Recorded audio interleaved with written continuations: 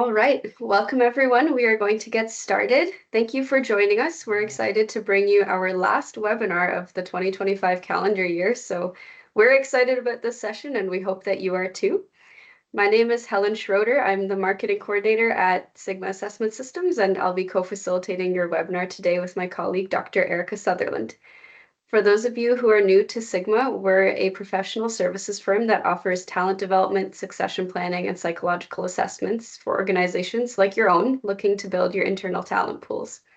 Sigma has been in business for over 50 years, so as a company, we have a lot of experience, and we're thrilled to bring some of that to you today. So a little bit of housekeeping. We have about 60 minutes together today. For the first 45 minutes or so, Erica will walk you through the webinar content to introduce succession planning, what it is, why it matters, and how you can integrate assessments. We will be recording this session and we'll send a copy of the recording and the slides out to you shortly, so no need to take frantic notes. We'll also reserve 10 to 15 minutes at the end of the session to go through questions, so feel free to pop those in the Q&A box or the chat. I'll be monitoring that as we go through, and then you can also continue asking questions live as we go through that Q&A. If there's anything that we don't get to in the webinar, you're welcome to continue chatting with us via email, but for now, use that Q&A or the chat. That's what it's there for. We'd love to make this as practical and relatable for you and your organization as we can. And now, without any further ado, let me introduce you to our presenter today. Dr. Erica Sutherland is a senior consultant and executive coach at Sigma. She completed her PhD in industrial organizational psychology at Western University and now delivers consulting services and succession planning solutions to our clients. As a member of Sigma's executive coaching team, Erica works one-on-one with leaders to develop talent. She also brings her expertise in measurement and psychometrics to the R&D team, assisting with the development and validations of Sigma's many assessments. And now I'll pass it off to you, Erica, to get started. Thank you, Helen, for that introduction. So we'll start with a quick overview of what we're going to cover today. We are going to start with just some basics to ensure we all are working from the same foundation and understanding around what succession planning is, why it matters, and a bit about our approach to the succession planning process, which will provide context for a few of the things that we're going to be talking about today. Then we will dive into assessments themselves and where they fit within that succession planning process. And we will wrap up with a few practical tips to help you integrate assessments effectively into your own succession plan. And as Helen just mentioned, there will be time for Q&A at the end as well. So, what is succession planning?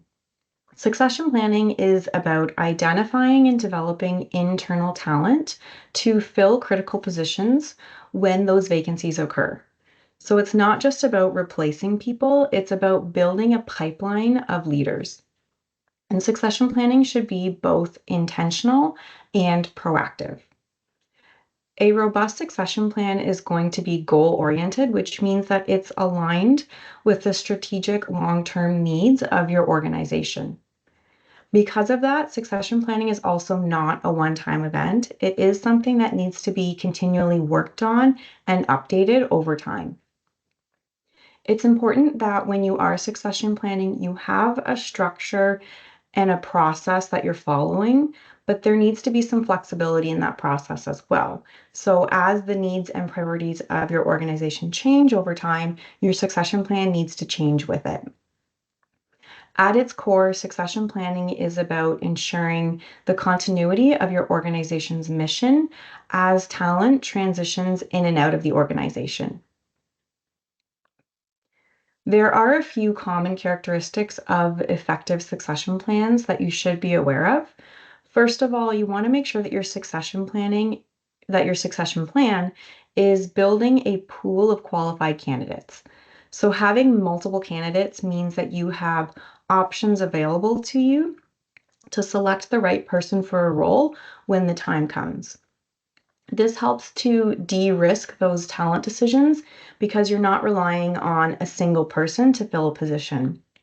If you only have one potential successor identified and that person leaves the organization or declines the position for whatever reason, you're essentially left without a plan for that role, which is what we want to avoid.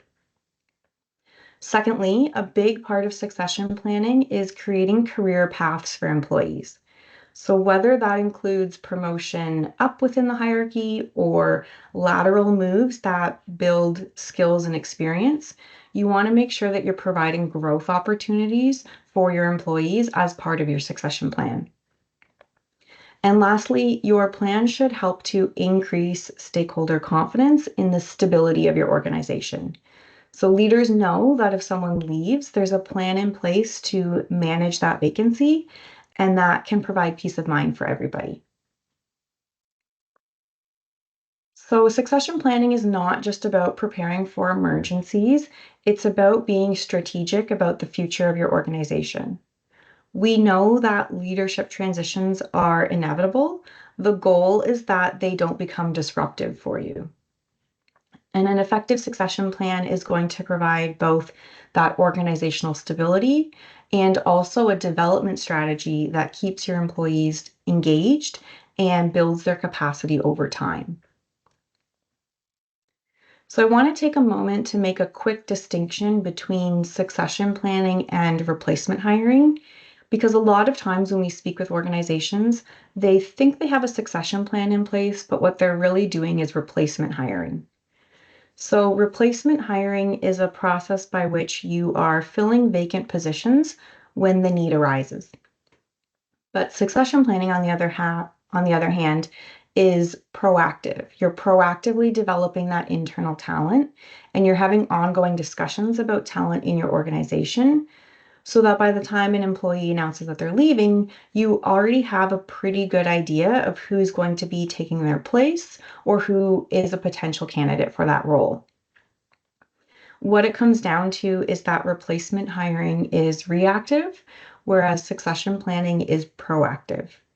So I do encourage you to take a moment to consider the differences between replacement hiring and succession planning and ask yourself, how prepared is your organization to fill those critical positions if they were to become vacant tomorrow?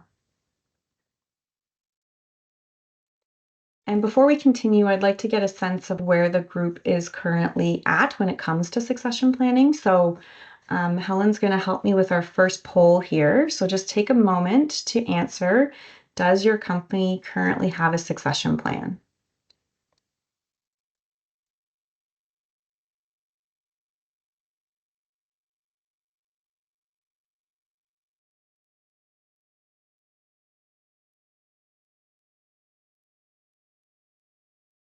And Helen, because of my screen share, I can't seem to see the poll results. Do you mind just um, popping them out for me?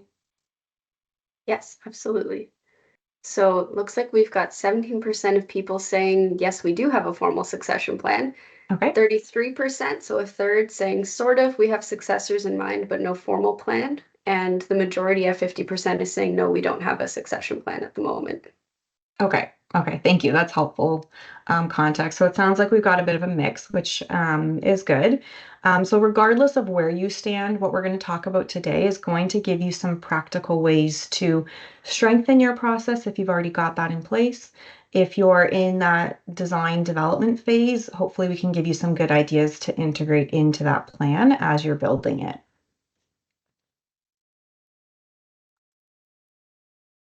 So we've alluded to it already, but I just want to dig a little deeper into why succession planning is such a powerful tool. So I mentioned earlier that turnover is inevitable. People will retire, they're going to move on, their roles are going to change. Succession planning helps you minimize those disruptions when those transitions occur. It also, really importantly, helps you retain organizational knowledge.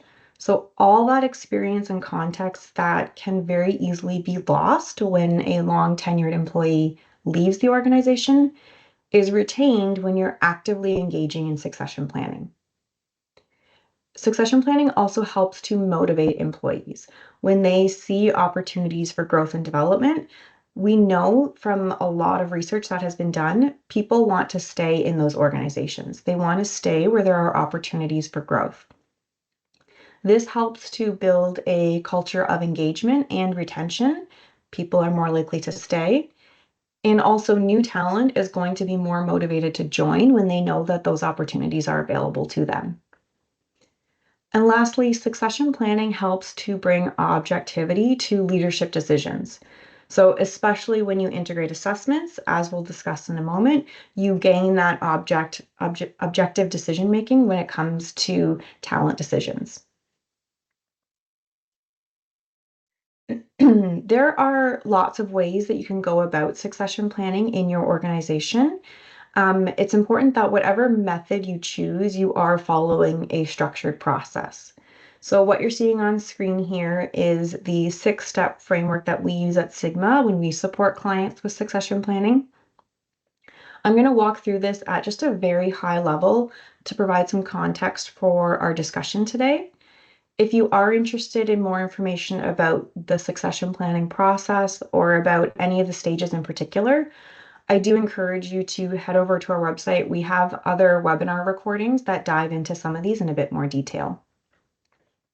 But again, just at a high level, our first step is to identify which roles are most critical to your organization and should therefore be prioritized first in your succession plan.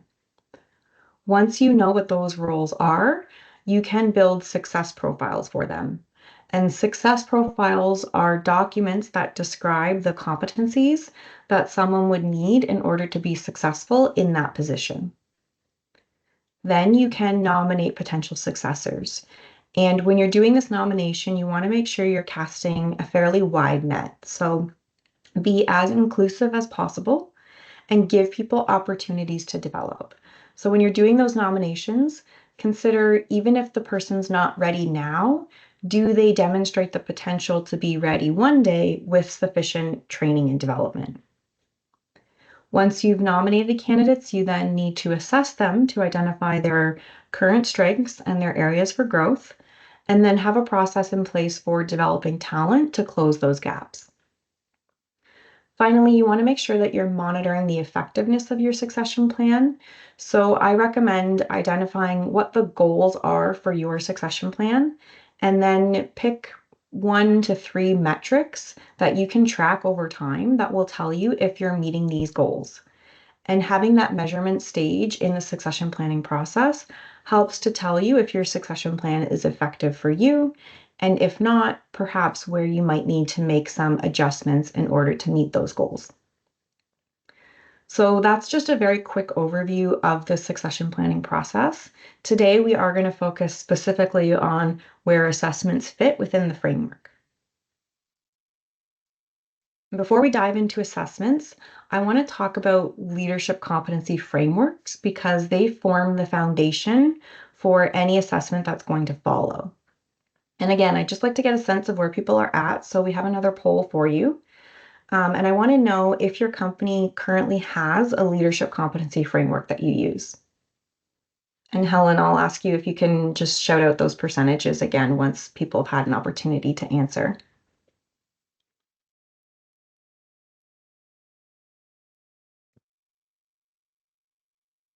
Absolutely. I'll give it a minute. Looks like responses are trickling in.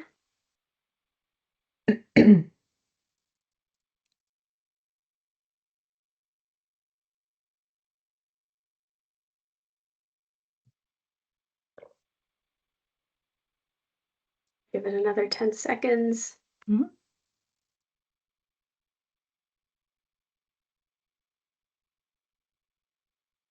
Okay, so at the moment we've got 30% saying yes, we have a clear list of competencies, which is fantastic. Awesome. And then almost a half, 48%, saying sort of, we have company values and expect our leaders to exemplify those.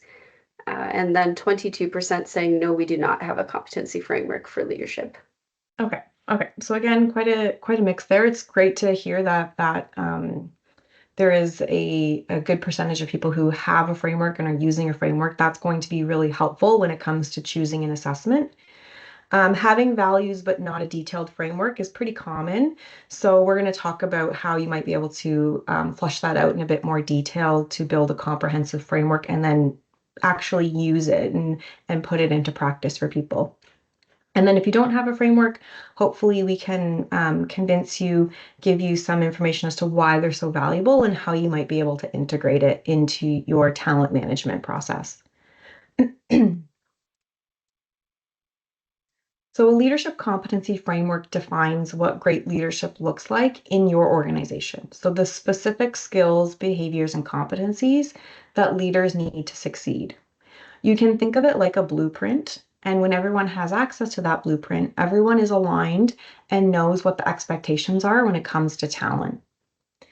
This also helps to ensure consistency. So everybody's using the same language and the same criteria across the talent management process. So when you're integrating your leadership competency framework, it can be included in recruitment, selection, development, performance appraisal. So every single stage of that process.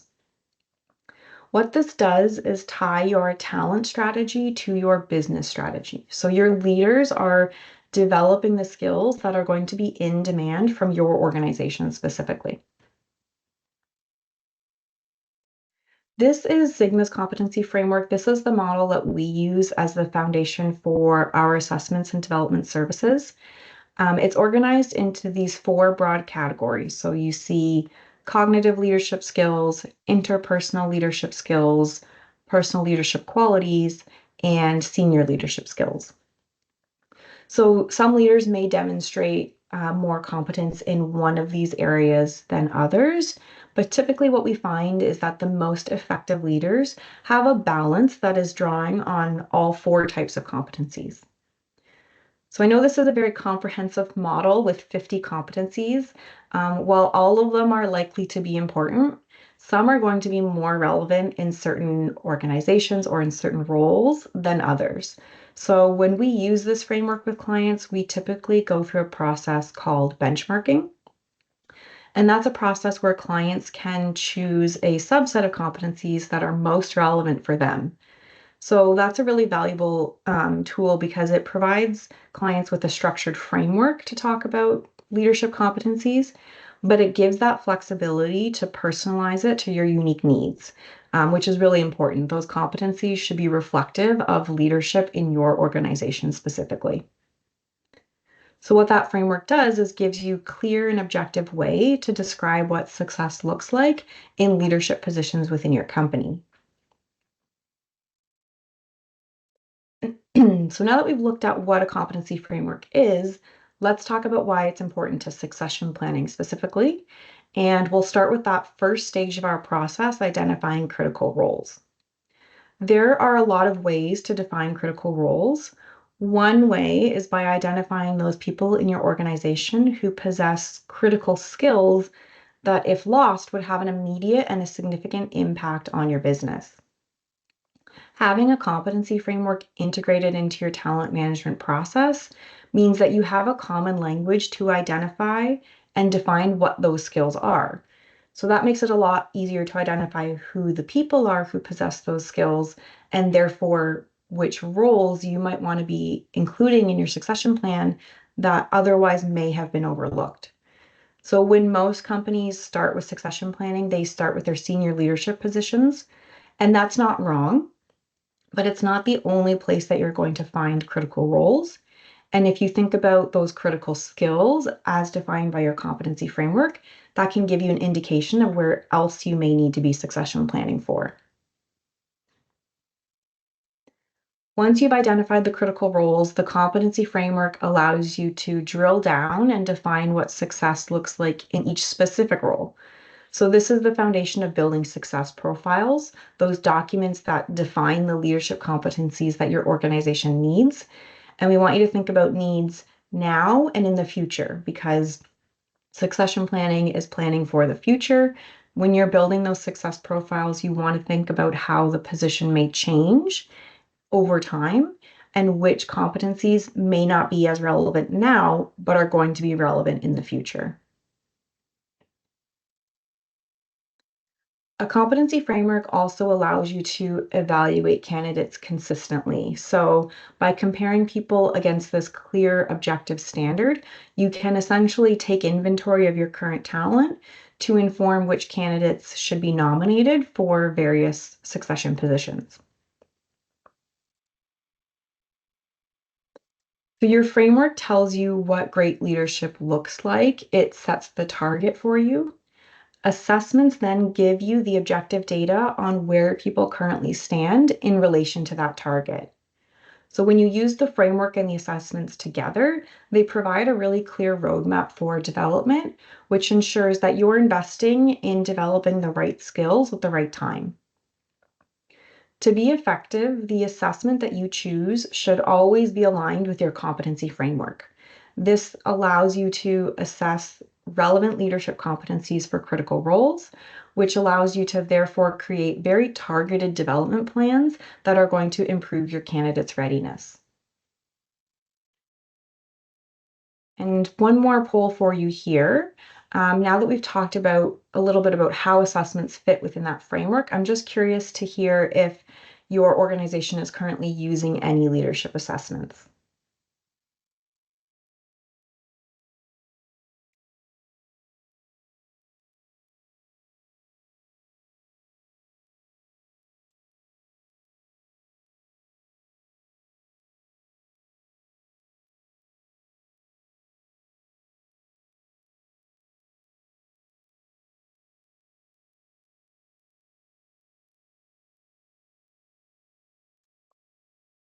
Helen, if you could just call those percentages out again when we've got some data coming in. Yep, absolutely. Thanks. Give it a few more seconds.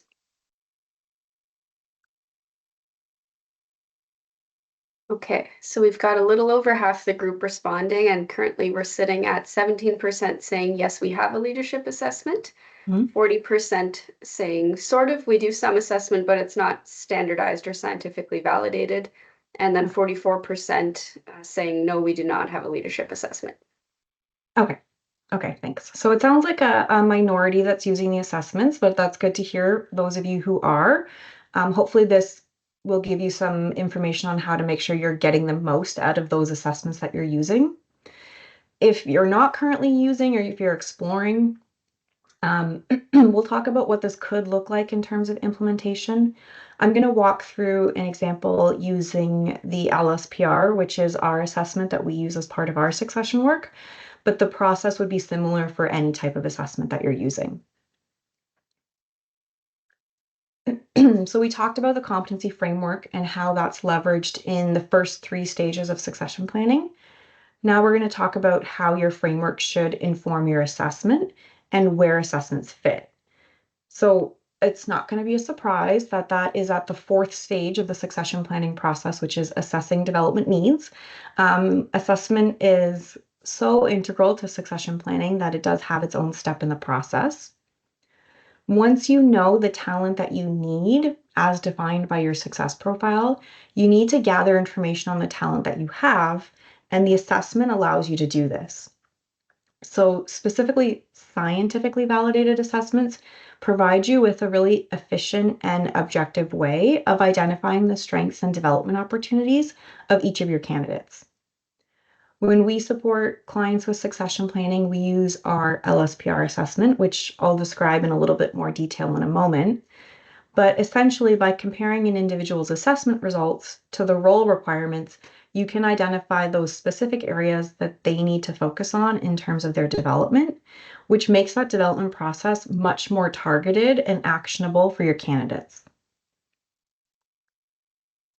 I mentioned the LSPR. That stands for the Leadership Skills Profile Revised. This is Sigma's flagship leadership assessment.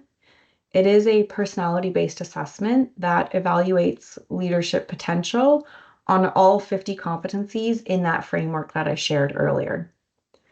So the LSPR is based on decades of research that links personality to effective leadership behaviors. So unlike a lot of tools that simply describe leadership style, the LSPR actually predicts how an individual's personality traits and behaviors are likely to translate into leadership performance.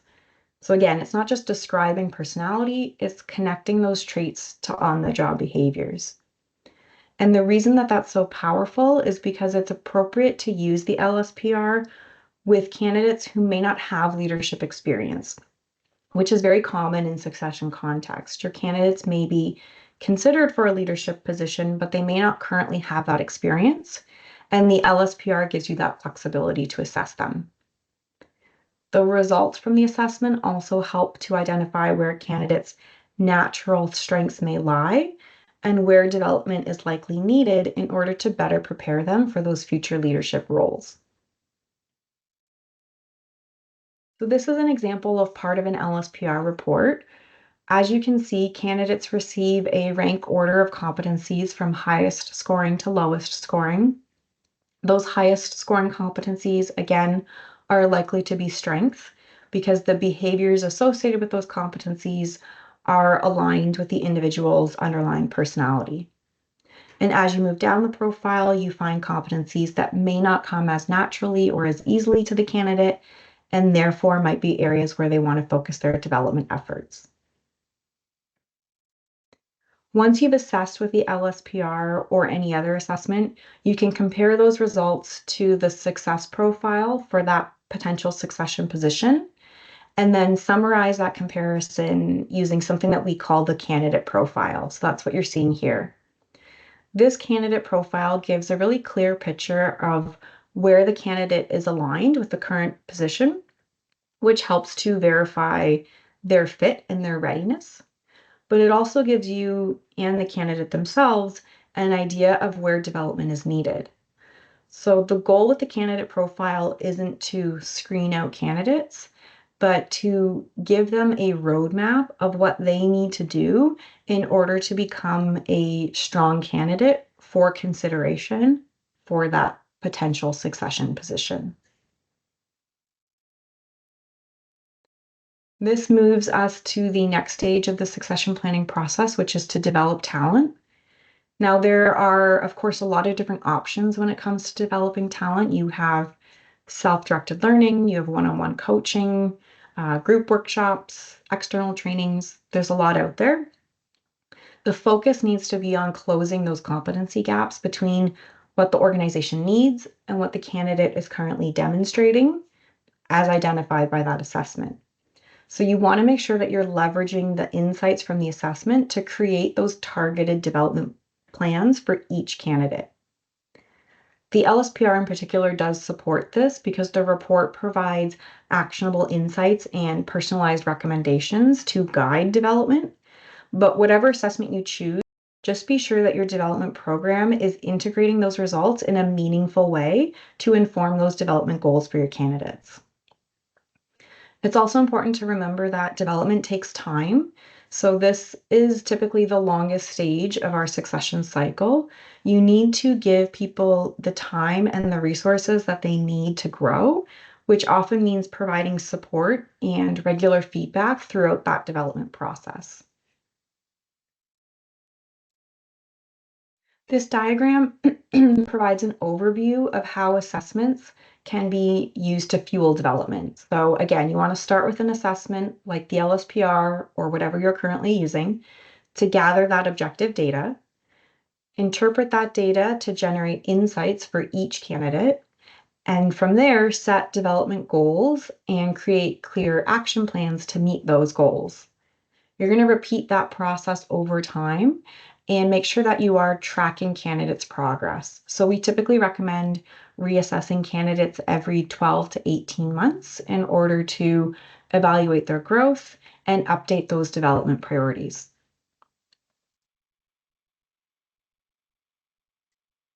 This development process should always be documented in some sort of a formal development plan. We use the development actions form, which you're seeing here. You may have other internal templates that you use, that's fine. Just make sure that whatever you use, it's being documented and revisited often by both the candidates and their leaders. So this form is not something that you complete once a year and pull out at the performance review stage. The action form or whatever IDP documentation you have should really be a living document that candidates and leaders are revisiting and having conversations about on an ongoing basis. Once you've started the process, you can deepen development further by layering in other types of assessments. So I always recommend starting with something like the LSPR that is foundational for development and is closely aligned with those core competencies in your success profiles. But as development progresses, you may identify the need for other types of assessments. So, for example, what's very common when we're working with clients is at some point we will add on a measure of emotional intelligence. So at Sigma, we have the MIA WR, that's our emotional intelligence assessment. And that can help leaders understand how they manage themselves and how they relate to others. So, if through the course of development and goal setting, there's been identified a need to focus on interpersonal effectiveness, you can administer something like the MIA or some other EI measure to support the development of things like empathy, communication, and collaboration. Another type of assessment that is often included in succession planning is some sort of a 360 assessment. So at Sigma, we use a Sigma radius. This gathers feedback from peers, direct reports, and supervisors to show the impact of that candidate's behavior on others. So a 360 can be a really great tool for measuring growth or to gain a more holistic perspective of the candidate. Together, these tools can give you a comprehensive overview of the candidate's personality, potential, and impact on others.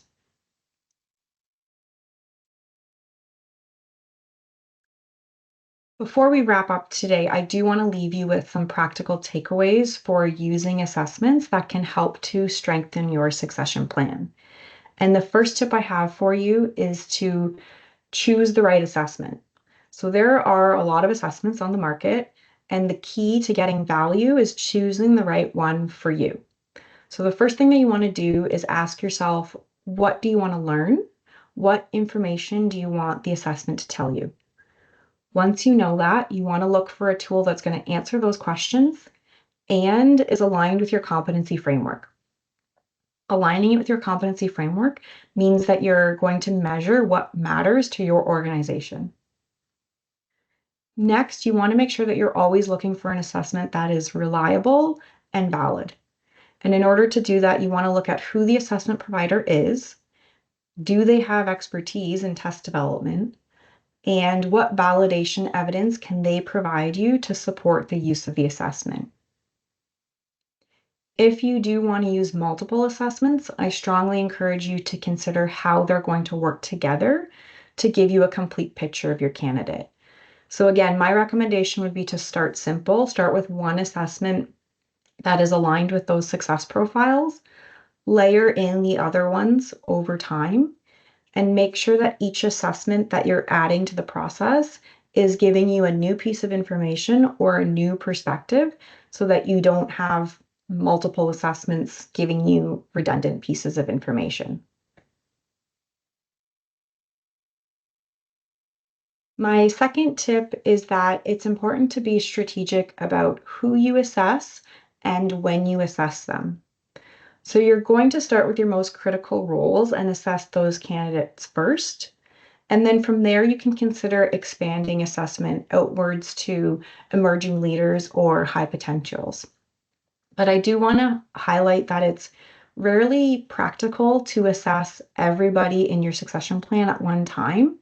So when we work with clients, we very often recommend a phased approach.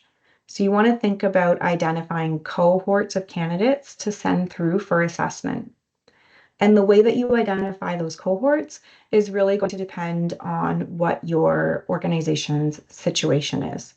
So one way you could do this would be to identify all your A-level candidates, so those individuals who are most close to being ready for those succession positions. Start by assessing them first, and then once you've completed that process, you can then roll out assessments to the second cohort, which would be all of your B-level candidates, and so on. Another process that you might want to consider would be if you've identified a urgent need for succession planning within one functional area in your organization, you might want to start by assessing all your candidates in that area and make that your first cohort. and then expand to other departments after that. The right approach is really going to depend on your organization's unique needs and the resources that you have available. If you are considering using a 360 assessment in particular, I encourage you to be very thoughtful about who you are asking to be the raters in those situations. So essentially, you don't want to ask the same group of raters to be completing multiple assessments at one time. 360 assessments can be a little time consuming for people to complete, and you want them to have the opportunity to provide really high quality feedback to your candidates. If you're asking somebody to complete ratings for multiple people within a short period of time, they're likely to become fatigued, which typically results in lower quality feedback. And if you're going through the process of doing a 360, you want the highest quality feedback that you can get. So in that situation, I would encourage you to stagger those assessments or rotate who the group of raters is so that the same person is not being asked to do too many at one time. The key takeaway here is that you want to be really intentional. You want to make sure that you're assessing the right people at the right time in a way that balances the priorities of the organization with a positive experience for everybody involved. And the third and final tip that I'm going to leave you with is that once you've gathered that data, the next step is to make it meaningful. So the results should always be interpreted by a qualified professional. Now, that might be an external consultant, or it could be somebody internal who's received the proper training or certification on how to use the assessment. This ensures that the feedback that is being provided is both accurate and framed in a way that is going to support development. When you're sharing results with candidates, one-on-one debriefs or coaching sessions typically work best. These conversations help candidates understand their results and reflect on what they mean in the context of their role, which gets them to start thinking about steps for growth. From there, the goal is to translate that insight into action by using the data to build those individualized development plans that are directly targeting the competencies each person needs to strengthen for those future roles. Beyond individual results, I would also say don't overlook the value of aggregated data. So look at the assessment results across the team and identify any patterns or trends. Those insights can be really helpful for informing the development of your the creation of your development program. So for example, if you administer an assessment and communication is consistently showing up as a development opportunity for people, you might want to consider providing a workshop or a group training session on that particular competency in order to build up that skill. And again, I've said this before, but succession planning is not a one-time activity. So you are going to want to reassess to measure progress and update those personal development plans as progress is made.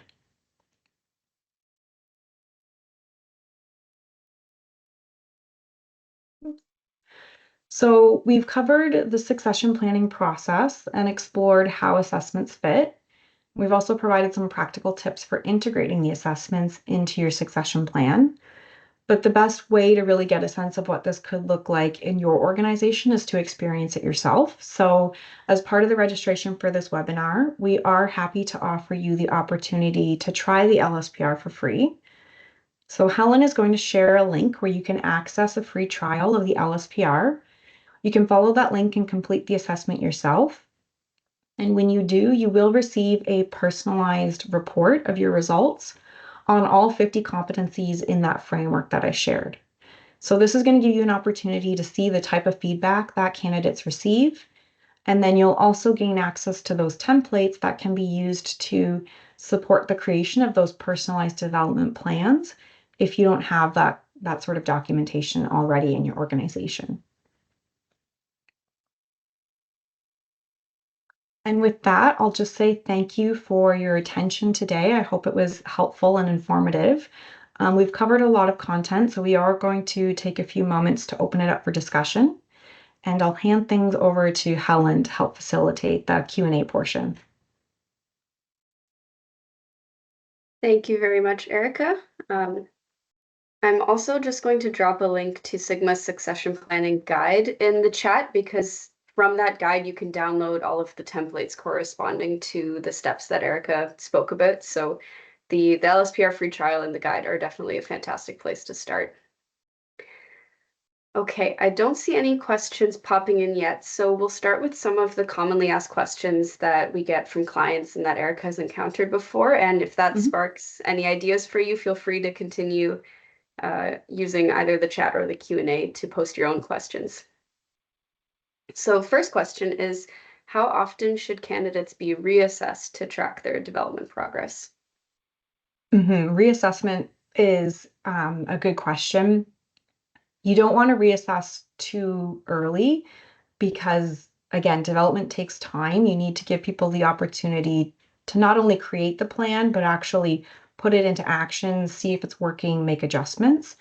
So we would typically recommend at least 12 months, but even every 18 months, so 12 to 18 months, you want to look at reassessing to see how progress is going towards those goals. And, if goals are being met, do we need to set new development priorities? So that 12 to 18 month cycle is usually a good cadence for reassessment. Great, thank you.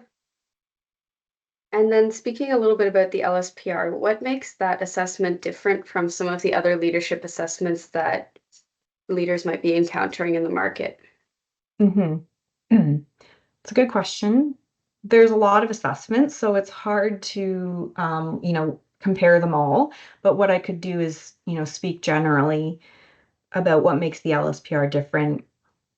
The LSPR predicts behavior. It doesn't just describe personality or describe leadership style. So there's a lot of assessments on the market that do that. They tell you about your leadership style, or they describe personality. And, personality assessments are fantastic. I use personality assessments myself, but they do require some work in terms of interpreting or translating that into what it means for behaviors on the job and leadership performance.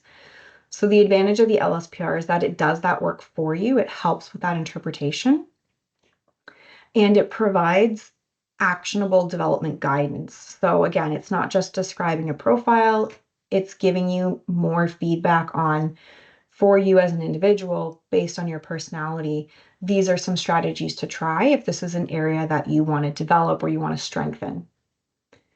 The LSPR is also aligned with our competency framework, so you get the benefit of an ecosystem that supports every stage of the talent management process, which is also helped by the fact that the LSPR is validated for use for leadership development, but also leadership selection. So when we're talking about succession planning, we're using it in a development context, but you could also use the LSPR as part of your selection process, which again, it's nice to have that continuity with the same assessment at every stage of the talent management process. So those are some key differences, I would say.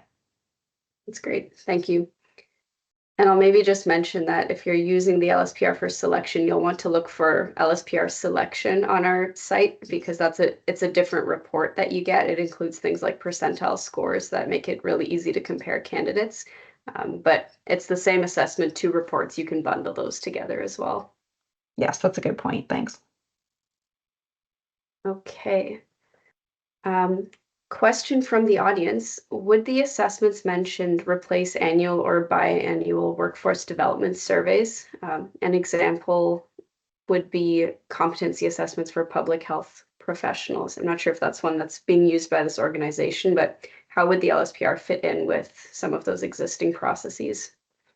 That's a really good question. So if you are already using assessments, you want to be, again, careful about how you're layering them together. So you want to make sure that you're not administering redundant information, or sorry, collecting redundant information by administering similar assessments. So in that situation, I would want to look first at what your current assessment is measuring and see where the gaps are of what we might need to supplement with. So that might be a situation in particular where you're going to want to benchmark your LSPR to capture what's kind of missing based on your current assessment. Things like adding an emotional intelligence assessment like the MIA, that's usually pretty unique unless you have a specific EI assessment that you're using currently. That's almost always going to give you a different piece of information. So that one would probably be appropriate. And then 360, again, even if it's the same thing that you're assessing, the value of the 360 is that you're getting that perspective from multiple people. So that's going to give you new information. So I would say EI and 360, probably safe to say those are going to be different. In terms of the LSPR, I would just need more information on what you're currently assessing to see what's going to be unique. And feel free to email Erica. I'll just Yes. throw you under the bus there and say, Yep, no. I'm sure Erica would be happy to take a look at the competencies in your assessment and chat with you about what it would look like to benchmark the LSPR or fit other assessments in with that. And along Okay. that line, Helen, if you're in that group where you have a competency framework, but you don't have an assessment, something else that we'll do is we'll look at your current competency framework and we'll see how it maps onto ours. So if you still need the assessment piece, but you don't need the competency framework, there's some mappings that we can do in that situation too. So if that's the situation you're in, you can contact me about that as well. Perfect, thank you. Okay, how long do assessments typically take to complete, and what would be the typical time commitment for staff at different steps of a program like this? So the LSPR assessment is a self-report assessment. It would take the candidate about usually 20, 25 minutes to complete. The MIA is usually about another 15 minutes. The sigma radius is going to depend on how many competencies you're administering. So obviously the fewer competencies, the less time it's going to take. We typically recommend having it around a number of competencies where it's in that 20 to 30-minute mark. Some people do it faster because they provide shorter comments. But if people are taking a lot of time to provide comments in a 360, it might take them a little longer. So that one is a little bit harder to estimate, but LSPR is about 25 and MIA is about 15. Great, thank you. And if you're thinking about a process like this overall and how much time that might take to complete, maybe send Erica an email because it's different for each client that we've worked with. If you have a talent system already in place, this could be something that you integrate really easily. But if you're starting from scratch to build a whole succession planning process, then that might take a little longer. And if you're interested, Sigma can work with you to customize something that can basically take the administrative load off of you. If you're saying, we really need to do this, but we don't have the time to actually do this with the staff that we have internally, we can work with you for that. Mm-hmm. Okay, zooming in on succession planning. While completing a succession plan, what if we realize that we have only one candidate who fills the role and could take up the role in a few years? In such a case, how do we cast a wider net? That's a that's a great question, and is one that we encounter particularly more in all contexts, but especially if you're in a more small to medium-sized organization, not an uncommon situation. So succession planning doesn't mean every hire has to be internal. There are going to be places where you have to look externally. In that situation, if you have one candidate for a position, first of all, it's great to know that. Like, so you have somebody on your bench, you have a plan, but you know that there is also going to be a little bit of risk because if that person leaves or takes a different position or whatever the situation is, then you don't have anybody. So knowing that piece of information early is helpful because then you want to think about, okay, if we had to go external, how difficult is it to hire for this position? How much time would we need to search for that candidate? You're also going to be kind of more targeted and efficient in that search because you've already built the success profile, so you know exactly those competencies that you're looking for. So that would kind of be the first piece, having a game plan around, okay, we have this candidate, that's kind of option A. Option B might need to be an external search. What do we need to do now to be prepared for that? And then, even if it's not somebody who's ready now, even if they seem like they're very far away from being ready, just I really encourage you to think, cross-functionally, is there anybody else in the organization who could potentially be a fit? And is there anything we could do to get them closer to being ready? Like if you have time to develop that internal talent, don't be limited to looking within your department. Like think cross-functionally as well.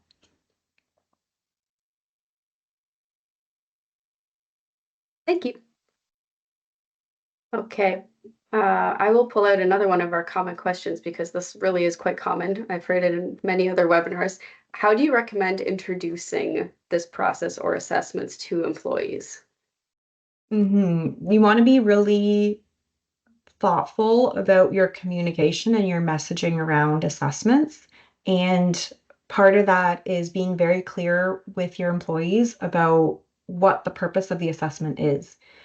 When we're talking about it in this context of succession planning, we're using the assessments to inform development programs. So development goals, development priorities. It's for development. It's not for evaluation. And you want to be really clear about that messaging with people. You want to be transparent about the purpose of the assessment, who is going to have access to the results, and in terms of, who should have access. I tend to adopt like the needs to know basis. The candidate themselves are going to get access, typically their leader, and maybe HR. Beyond that, you don't need to be widely sharing assessment results. That should be treated as confidential information so that people feel comfortable, sharing real development opportunities, like being vulnerable to say, I'm not good at this, this is an area I want to develop, is something that you are asking from your candidates in order to make really meaningful development plans for them. So being really transparent about the purpose, being intentional about who has access to the information, and being prepared to answer questions that people have about the assessments, I would say are the kind of three main things you want to keep in mind when you're introducing it to your employees. Thank you. That's great. I think you touched on this lightly, but the next question is, how do you handle confidentiality when sharing assessment results across the organization? I don't know if there's anything more you want to focus on there. Yeah, I mean, who really needs access, and then making sure that you're securely storing reports. Don't save people's assessment reports on a centralized server that everybody has access to. Mm. If you do want to use the assessment data to inform the the development of your program, like if you're using it to identify what training opportunities you need to provide, and that requires a larger group, you can look at aggregated data. So take people's names off of it, look at the group results, and that's a way of still leveraging that data while protecting the confidentiality of individual responses. That's great. Thank you. Mhm. All right, and last question is, where should we start if we have limited budget for integrating assessments? Yes. So if budget is a concern, I would say start with one assessment that's central to your success profiles and is going to have high impact. So pick something that is very closely aligned with those competencies that you know are important. And then I mentioned the cohort approach. Roll it out in very small cohorts. If your first cohort is a pilot of 5 people, that's fine. Just start small, get experience with it, demonstrate the value of it, and then continue to roll it out from there. I would say that if you're also working on a tight budget, you're going to want to be more mindful of leveraging group training activities rather than one-on-one coaching. If you have internal coaching resources, that's great. But if you're looking for external coaching support, that can tie up a lot of development budget. So I would say look for group training and providing your employees with the resources for self-directed learning. So Helen mentioned all of our templates you can download and use for free. We have a lot of free resources on our website. Leverage that information first, and then save your development budget for those specific training opportunities that you need to provide people. Excellent. Thank you very much, Erica. I'm going to finish just with one more poll for those of you who are here to get professional development credits for SHRM or ATD. If you could please let me know, and then I will send you a certificate of completion. You'll need that to get your PDC. And other than that, we do have a feedback survey. So if you'd like to tell us what you thought of the webinar, please do take a minute to fill that out. We go through all of the responses and adjust our sessions based on what we hear because we want them to be practical for you. So we'd love to hear what you think. Feel free to also email Erica. And if there's anything else that we can do for you, please don't hesitate to reach out. I will send an email with the recording of this webinar and the slides probably at some point tomorrow. And again, if there's anything that you'd like to follow up on based on that material, don't hesitate to reach out. We hope you enjoyed the session, and thank you very much, Erica, for being with us today. It was a pleasure having you. Thanks for having me.